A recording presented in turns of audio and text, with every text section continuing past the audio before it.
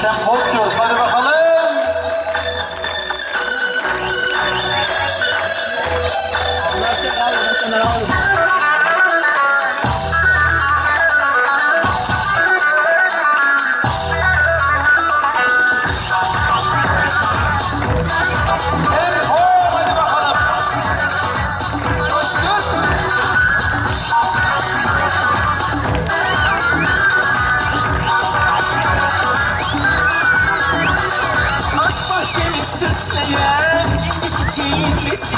Aşk bahçemi süsleyen inci çiçeğim misin? Gecemi aydınlatan ateş böceğim misin?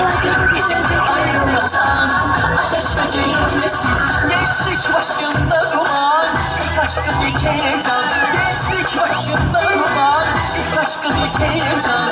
Kovaladıkça kaçan ateş böceğim misin? Kovaladıkça kaçan ateş böceğim misin?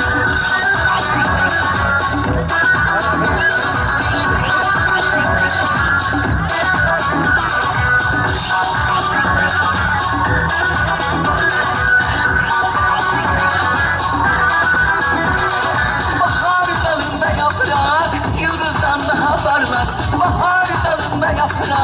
yıldızdan daha parlak. Göz yaşından yuvarlak, ateş böceğim misin?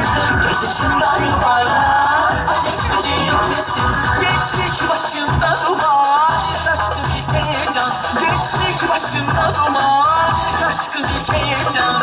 Kovaladıkça kaçan, ateş böceğim misin? Kovaladıkça kaçan, ateş böceğim misin?